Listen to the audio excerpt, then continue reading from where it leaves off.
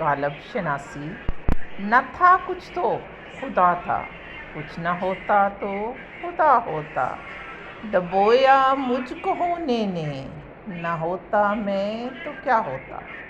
کلیات غالب کی یہ سب سے مختصر غزل ہے۔ اس میں صرف 3 شعر ہیں۔ خدا فارسی اسم مذکر ہے، ازلی ذات جو یکتا ہے، بے مثل ہے، چاہے اسے اللہ کے نام سے پکاریں، بھگوان کہیں، ایشور کہیں، خدا کہیں۔ ڈبویا لفظ ڈوب سے بنا ہے، یعنی ڈبو دیا، غوطہ کر دیا، غرق دریا کر دیا، دریا برد کر دیا۔ مفہوم: پہلے مصرع میں جو صدیوں سے جاری بحث ہے وحدت الوجود اور وحدت الشہود کی، غالب نے اس کو سمیٹ دیا ہے کہ دنیا میں جب کچھ بھی نہ تھا تو اللہ تعالیٰ کی ذات تھی، وہ واحد خالق ہے۔ کچھ نہ ہوتا یعنی کچھ بھی اللہ تعالیٰ نہ بناتا تو تب بھی اللہ تعالیٰ ہی ہوتا۔ تو اس اللہ تعالیٰ پر یقین حق اور حق الیقین برحق ابدی ہے۔ وہ ذات موجود ہے، یکتا ہے، موجود رہے گی۔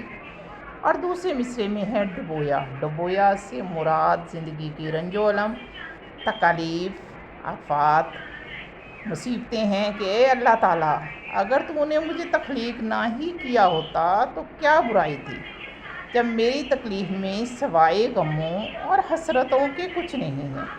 غالب نے اپنے تجسس کا اظہار ایسے بھی فرمایا ہے کہ تمام عمر میں غموں میں ڈوبا رہا، اپنے ارادوں کو ٹوٹتا بکھرتا دیکھتا رہا، ناکامیوں سے ہی سامنا رہا۔ اگر میں صورت انسانی پر تخلیق نہ کیا ہوتا تو پھر سوچنا چاہیے تھا کہ میں کیا ہوتا۔ یعنی غور و فکر کی تحریک دیتے ہیں، ہمیں اکساتے ہیں کہ اگر میں موجود نہ ہوتا، میں نہ بنتا تو کیا ہوتا۔ بے شک قرآن پاک میں بھی ہے کہ ایک لمحے کا غور و فکر 1000 برس کی عبادت سے بڑھ کر ہے۔ استفہامیہ غزل ہے، 3 شعر ہیں، اس میں سوالیہ انداز ہے، جدت خیال اور جدت ذات و غالب کی خصوصیت ہی ہے۔ غزل کا ذو معنی لہجہ زیادہ معنی خیز۔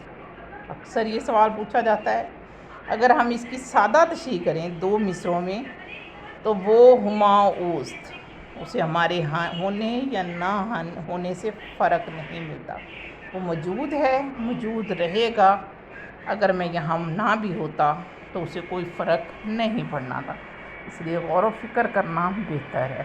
اور سر ظفر صاحب نے اس تشریح پر بڑا خوبصورت سا تبصرہ کیا تھا، ڈبویا مجھ کو ہونے نے، یعنی اگر میں تیرے وجود کا ہی حصہ رہتا تو زیادہ فائدے میں رہتا، یعنی اللہ تعالیٰ کی ذات و برکات کا حصہ ہوتا۔ کیوں مجھے تخلیق کیا، مجھے تخلیق کیا ہے تو اب میرا تخلیق کا کوئی مقصد ہے، مجھے وہ مقصد پہچاننا چاہیے، اس پہ کام کرنا چاہیے، اس کے مطابق زندگی گزارنی چاہیے تاکہ میں اشرف المخلوقات بن سکوں۔